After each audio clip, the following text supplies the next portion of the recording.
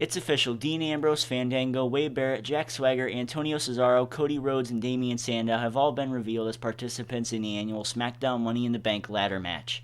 I've wanted to talk about this for quite a while, but decided to wait until the show actually aired on TV before giving my thoughts on it. To me, this match looks like it will steal the show. One of the 7 young superstars will get an opportunity to challenge for the World Heavyweight Championship.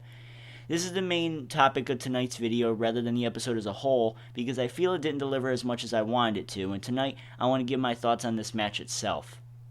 We're 3 weeks away from the pay-per-view, and if I had to choose an underdog at the start of the gate, it would have to be Dean Ambrose. He already has his fair share of gold as the current US champion. Plus, it would give the Shield more of a dominant edge. With their loss to Christian and the Usos tonight, it would seem as if the Shield is slowly but surely fading, and that is definitely something I don't want to see, especially seeing Dean Ambrose take the loss for his team. Winning the Money in the Bank would elevate Dean Ambrose as a legit main eventer and keep the Shield at the top of WWE. Finally, we see Wade Barrett being used like he should. I've been saying numerous times before, Wade Barrett was getting to the point where he was becoming bigger than the Intercontinental Championship itself, and I'm glad to see Wade Barrett starting to get pushed after his already 3 years of service.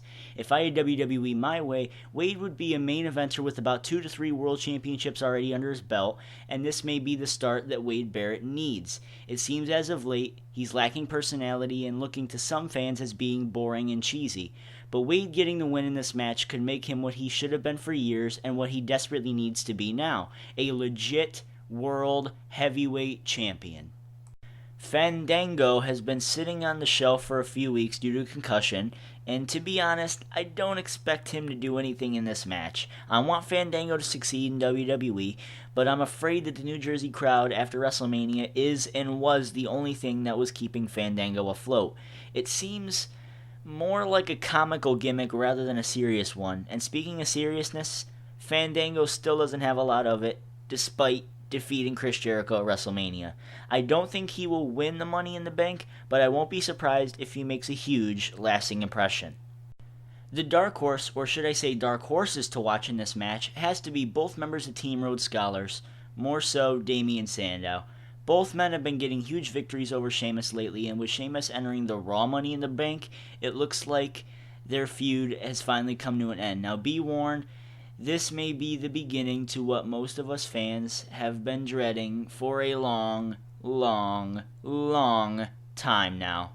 A Cody Rhodes face turn. Ugh. Judging by the reactions Damian has been getting over the last few weeks, Sandow won't be turning anytime soon. But as far as Cody Rhodes goes, I'm not promising anything. He's been treated like a jobber as of late, but if WWE turns him babyface, we may see him get a Miz-like face turn, to which I still can't stand to this very day. Damian Sandow getting pushed was another great move by WWE Creative, because not only can he talk a big game, but he is one of the only ones in the back who can actually go out there and do it. However, Damian is looking like the dark horse for a reason, and not in my top 3 to win it all. My 2 favorites to win the match as of right now are Antonio Cesaro and Jack Swagger. Swagger comes off to me more as forcing this character down our throats. From the introduction of Zeb Coulter, to the Glenn Beck stuff, to the Alberto Del Rio feud going into WrestleMania 29.